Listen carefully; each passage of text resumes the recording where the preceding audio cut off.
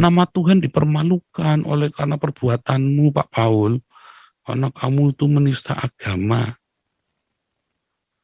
Sebentar. Kamu bilang saya mempermalukan Tuhan. Emang saya bikin apa sih sehingga Tuhan Yesus malu?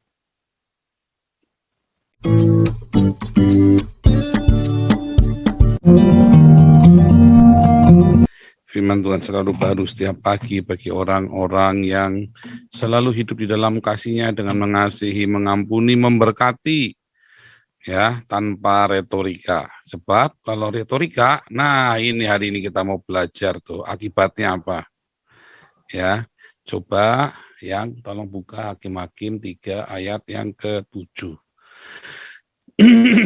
Ini yang terjadi. Ya, ketika banyak orang yang datang kepada Tuhan Yesus, ya, mereka datang kepada Tuhan Yesus, lalu mereka tidak sungguh-sungguh mencari Tuhan, mencari kehendak-Nya. Banyak orang sungguh-sungguh beragama, tetapi mereka tidak sungguh-sungguh mencari Tuhan. Karena perasaan ingin untuk beragama itu menjadi salah satu faktor psikologis manusia. Nah, tinggal rasionalitasnya dia atau banyak faktor, ya. Salah satunya adalah rasional logika budaya itu menguasai dia dengan normal atau kemudian dia hanyut di dalam dunia itu. Lalu ada yang berkata, oh dia memang bakat. Oh enggak ada bakat ya. Percaya kepada Tuhan bukanlah sebuah bakat. Ada orang-orang yang bakatnya jadi cenayang. Ada orang bakatnya memang jadi dukun. Nah itu beda, itu SQ, spiritual quotient. Itu pun bukan klinik-klinik. Nanti kalau di kelas apologetic evangelis, kita akan bongkar semua itu.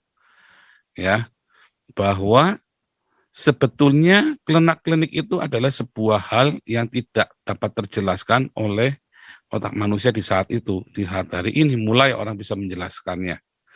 Ya, termasuk mengapa orang itu ada bisa lihat orang mati apa segala macam. Loh, saya sering dimimpini sama ayah saya juga. Ya, tapi nggak ada masalah. Ya, bukan berarti spesial. Saya itu 5 kali ngimpi Petrus Agung ya. In memoriamnya 5 kali. Saya diimpen itu. Ya. Tetapi apakah itu menjadi satu wahyu? Ya bukan. Jangan seperti itu. Nggak bisa diklaim. Karena itu kan sebuah manifestasi dari otak alam bawah sadar kita. Yang kita terjemahkan dalam visual. Ya. Nah, kalau saya tidak percaya yang begitu ya, yang real. Sehingga Anda nggak akan terjebak mabuk dalam agama, dalam dogma. Anda akan tertata rapi hidup Anda itu dengan tenang, dengan benar. Ya. Nah, makanya cara orang Eropa, orang Amerika itu ya beriman beda dengan orang Yahudi, berbeda dengan orang Arab, dan berbeda dengan orang Cina, berbeda dengan orang Indonesia. Cara mereka mengimani sesuatu itu berbeda. Karena terima. Nah, itulah yang kemudian ya di zaman hakim-hakim ini orang-orang Israel karena dia menikahi dengan orang yang bukan Israel, mereka punya paradigma ideologi yang berbeda, cara berpikir mereka paradigmanya udah beda tentang Tuhan. Dan mereka kemudian digiring, mereka menikah, kawin campur, ya kemudian istri-istri mereka menarik mereka ke dalam sebuah Allah ilusi yang sudah biasa yang ada di dalam kehidupan masyarakat. Ya, kawin campur itu membawa orang kepada suatu ideologi yang baru. Karena mereka kan kemudian bertukar jiwa kan, bertukar daging, lasnya mereka bertukar las. Mereka menjadi satu daging. Dalam satu daging itu mereka kan bertukar pikiran, menjadi apa. Dan mereka kan saling mempengaruhi ideologinya masing-masing. Saling mempengaruhi. Nah, ketika mereka saling mempengaruhi, terjadi inkulturasi budaya dan inkulturasi iman.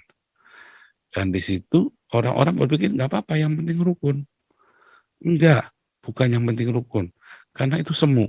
Masih ada las di sana. Kalau sudah nggak ada las, ya nggak yang penting iman lagi. Karena itu adalah sebuah ideologi. Nah, orang-orang kemudian akan dibawa ke dalam sebuah ilusi dari Tuhan. Karena memang ilusi Tuhan adalah kebutuhan dasar manusia. Ilusi untuk bertuhan. Ilusi untuk beragama. Dia menciptakan agama dalam ilusinya. Dia ciptakan Tuhan dalam ilusinya dia sendiri. Dan dia ciptakan ketakutan itu di dalam pikirannya sendiri. Dia ciptakan ritual dan simbol-simbol yang dia pandang itu mewakili Tuhan yang dia inginkan. Yang dia rasa pantas. Tapi siapakah yang menjadi Tuhan sebenarnya, menjadi majikan sebenarnya? Dia sendiri. Ya kan?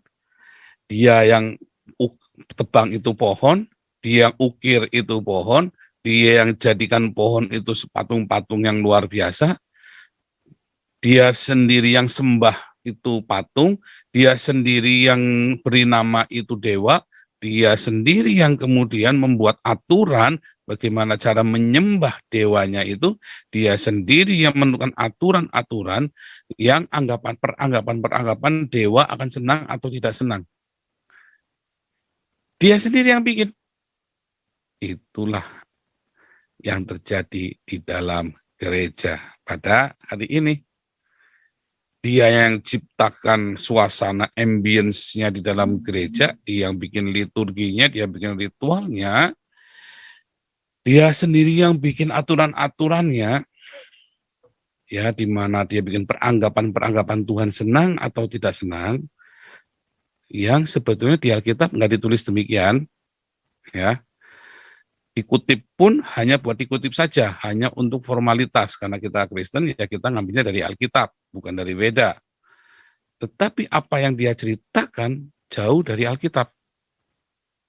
Jauh dari yang tertulis. Nah, itulah Tuhan ilusi yang kita buat. Orang-orang Israel yang mulai serong hatinya karena kenyamanan. Ya, karena nyaman. Di dalam rasa nyaman kita nggak alert, nggak siap sedia lagi. Kemarin kami selama di Indonesia kita siap sedia terus. Respon benar, respon benar. Nah, sekarang juga sama, masih. Bagaimana dengan 10 tahun lagi? Kita nggak tahu, tapi saya berdoa sama Tuhan, Tuhan tolong kami. Jauhkan dari kami dari meninggalkan Tuhan. Saya yakin sampai dengan anak saya kami tidak akan tinggalkan Tuhan. Tapi bagaimana dengan cucu-cucu kalau Tuhan belum datang? Kita nggak tahu. Harus kita didik. Harus kita ajari. Nggak bisa nggak diajari. Kedua, harus kita kasih teladan. Sebab kalau tidak, mereka akan membuat ciptaannya sendiri. Baik itu Tuhan, apapun. Suatu sosok yang dianggap invisible hand. Dan dia akan bikin desainnya itu sendiri. Dia ciptakan Tuhan itu sendiri. Itulah berhala-berhala dalam hidup kita. Nah, di dalam perjanjian baru, di dalam Galatia, Paulus itu menegur orang Galatia. Bagaimana kamu bisa mudah beralih kepada Injil yang lain yang sudah kami beritakan. Para rasul itu ya tidak berilusi tentang Tuhan. Mereka mengalami Tuhan sendiri yang menjadi manusia. Kasih itu yang menjadi manusia Yesus. Mereka tidak berilusi. Mereka menunggu Tuhan Yesus datang. Karena mereka melihat dengan mata kepala mereka sendiri. Dan para rasul mengajar sesuai dengan apa yang Roh Kudus taruh dalam hati mereka. Tetapi kemudian banyak para pengikutnya yang dari tradisi agama. Mereka nggak ngerti apa yang diajarkan oleh para rasul ini tentang kehidupan.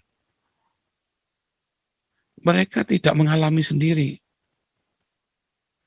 Jadi mereka imannya dicangkokkan kepada para rasul. Dan kemudian mereka membuat Tuhan ilusi sendiri.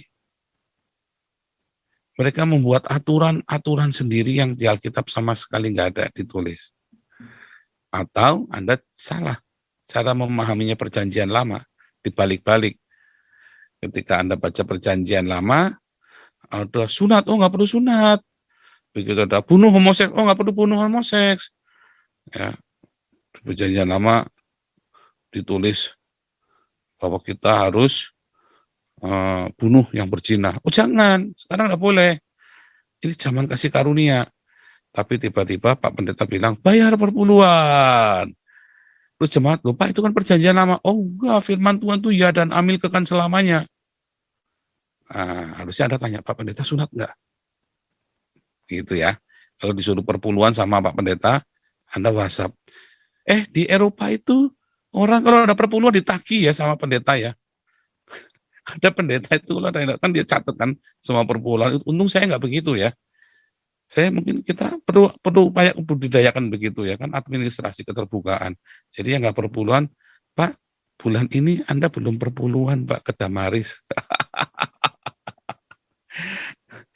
Oh ini di Eropa ini ada beneran yang ditanya ya. Saya diceritain sampai kaget, oh, masa sih? Iya. Sampai segitunya. Nah, saudaraku, itu yang terjadi. Nah, kalau Anda sampai di SMS, ya, kalau sampai di SMS Pak Enardo, minggu ini belum perpuluhan ya, bulan ini ya. Nah, jawab ya Pak Enardo, maaf Pak Pendeta sudah sunat belum ya? Gitu ya. Kalau nanti ada dari Rayon 7 SMS, gembalanya sudah bayar persembahan sulung belum? Nanti bulan Januari, yang persembahan sulung kan, yang GBI Rayon-Rayon itu kan, ada persembahan sulung. Nanti tanya, maaf Pak, Bapak sudah sunat belum ya? Gitu ya. Itu tanya udah sunat, karena persembahan sulung, persembahan tatangan, persembahan apa, itu semua harus sunat dulu, kalau enggak percuma. Ya. Anda salah menafsirkannya dibalik-balik. Dan Anda membuat ilusi dari itu. Kulempar emas ke dalam api, keluarlah patung lembu tuangan. Keluarlah Tuhan ilusi. Dan akhirnya orang menjadi jahat sama Tuhan. Mereka melupakan Tuhan mereka yang sejati, ya, dan beribadah kepada Baal. Baal itu artinya yang maha tinggi ya. Baal. Artinya juga baik ya, Baal dan para dewa yang lainnya. Loh, Anda juga menyembah, saya juga menyembah Yesus. Yesus yang mana nih? Anda ternyata sedang menyembah Yesus yang lain. Anda sedang mengajarkan, menerima Injil yang lain. Apa Injil yang lain? Apa Tuhan Yesus yang lain? Apa yang dimaksud? Ya, apa yang dimaksud dengan patung sesembahan Baal itu? Ketika mereka menyembah Baal, itu mereka benar-benar mengabdikan seluruh hidupnya loh. Mengilusikan dia itu adalah sesuatu yang menyelamatkan. Kan nggak cuma Yehova, kan ada banyak dewa di muka jalannya, kan nggak cuma satu. Ya coba, yang tolong bukakan 2 Korintus 11 ayat 4. 2 Korintus 11 ayat 4. Dan itu semua kita ciptakan, kita create. Ya, kita create. Dan kita berbakti loh dengan itu loh. Banyak orang-orang yang berbakti ya. Pendeta-pendeta yang sangat berbakti. Banyak orang-orang yang sangat berbakti dengan Tuhannya. Tuhan yang dia ciptakan sendiri. Artinya dia bikin patung sendiri, dia ciptakan sendiri, dia berbakti sendiri. Itu yang terjadi, saudaraku. Nah, lalu bagaimana dong? Harus bagaimana? Lihat ya, 2 Korintus 11 ayat 4. Sebab kamu sabar saja jika ada seorang datang memberitakan Yesus yang lain. Atau memberikan kepada kamu roh yang lain. Atau Injil yang lain. Yesus yang lain. Yang dikarang-karang. Oh Tuhan Yesus, nama Tuhan dipermalukan oleh karena perbuatanmu Pak Paul. karena kamu itu menista agama. Sebentar. Kamu bilang saya mempermalukan Tuhan. Emang saya bikin apa sih sehingga Tuhan Yesus malu? Mungkin kamu yang malu dan organisasimu ketika saya berkata PGI itu cabul dan sesat. PGI ya sekarang ya. Bukan nabi itu PGI. Mungkin kamu yang malu ketika pendetamu saya kritik. Bukan Tuhan Yesus yang malu. Karena Tuhan yang saya sembah mengajarkan berdiakonia, bermarturia. Nah itu beda dengan Tuhan yang kamu sembah. Yesus yang saya beritakan itu yang menekankan diakonia dan marturia. Saya nggak tahu dengan Tuhan Yesus yang kamu beritakan. Ngajari diakonia, marturia enggak. Nah buat saya itu Yesus yang lain. Nah ya, Yesus yang saya beritakan, Yesus yang mengajari untuk mengasihi pasanganmu sekalipun dia berkhianat. Yesus yang saya beritakan, Yesus yang mengajari supaya Anda berdiakonia kasih makan orang. Bukan kasih utangan ya. Supaya Anda sisihkan uangmu ya untuk Anda berdiakonia. Bukan basa-basi, militan. Bukan gaji 1 juta, Anda kasih 5.000 perak buat, jangan dong, sebulan 10% apalagi. Militan berdiakonia, Anda benar-benar memberi itu memberi. Yesus yang saya beritakan mengajari Anda untuk bersaksi tentang kebaikan Tuhan, bukan debat kusir. Apa debat kusir? Saya tidak debat kusir. Karena setelah saya berdebat dengan orang Islam, saya doakan dia. Itu yang membedakan saya dengan Anda yang debat kusir di media sosial. Anda tidak mendoakan mereka. Oh Pak, jangan menghakimi, saya berdoa. Ya bagus kalau berdoa. Lakukan dengan konsisten. Tetapi nyatanya buahnya saya lebih banyak daripada Anda. Jiwa-jiwa yang dimenangkan di sini lebih banyak. Sombong dong, bukan. Nah itu tadi. Yesus yang saya beritakan ada buahnya. Gitu. Atau roh yang lain yang telah kamu terima. Roh apa roh yang lain? Roh Allah adalah roh. Allah adalah kasih. Jadi rohnya itu adalah kasih. Apa itu kasih? Ya, di dalam kasih ada pengampunan. Di dalam kasih, kalau kita bisa memberi, kenapa kita harus minta? Di dalam kasih ada dalam 1 Korintus 13. Lemah lembut, sabar, rendah hati. Tetapi kasih tidak bersuka cita karena ketidakadilan. Kalau ada ketakutan, itu bukan kasih. Makanya rohnya beda. Roh kasih yang dimiliki Anda beda dengan saya. Roh kasih yang Anda miliki selalu ceritanya cerdik seperti ular dan berhikmat, tapi Anda nggak kerja-kerja. Kalau roh kasih yang saya miliki, hajar. Roh kasih yang Anda miliki ingin menumpas orang yang nggak sama dengan Anda. Roh kasih yang saya miliki, Anda boleh berbeda dengan saya. Selama Anda masih fokusnya kepada Yesus yang adalah Kristus dan Tuhan Juru Selamat kita, dan mengajarkan, mengasihi, mengampuni, memberkati, diakonia, marturia. Begitu lain dari itu, ya boleh berbeda. Tetapi kita tidak bisa jalan bareng. Salah nggak? Buat saya salah. Sesat nggak? Belum tentu. Nah, itu bedanya. Apakah saya tidak mau duduk bersama? Mau. Tapi nggak bisa jalan bareng. Kenapa nggak bisa jalan bareng? Nggak sepakat kan? Jadi jangan dipaksa. Tetapi apakah kita perlu bertengkar? Tidak perlu. Kita hormati perbedaan kita. Kita bicara yang sama. Roh kasih yang saya miliki berbeda dengan Anda. Roh yang Anda miliki, ya, jiwanya selalu benar salah. Roh yang saya miliki bukan benar salah. Tapi kasih karunia. Hari ini nggak ngerti ya, kita doakan. Nanti minggu depan kita. Roh kasih yang saya miliki mengajarkan supaya kita lepaskan harga diri kita. Karena harga diri kita sudah dibayar sama Yesus. Roh kasih yang Anda miliki, dicicil harga dirinya. Ya, roh yang berbeda. Apa roh yang berbeda? Oh, bahasa rohnya beda apa Pak Paul? Nggak bisa juga. Karena orang Katolik, Anda bilang rohnya berbeda, tapi orang Katolik nyatanya berdiakonnya lebih kencang daripada gereja yang berbahasa roh. Lalu mana yang disebut dengan melakukan kehendak Bapa? Orang Katolik atau orang gereja karismatik? Ya, jelas orang Katolik yang melakukan kehendak Bapa, ya kan? Dan Injil, kabar sukacita.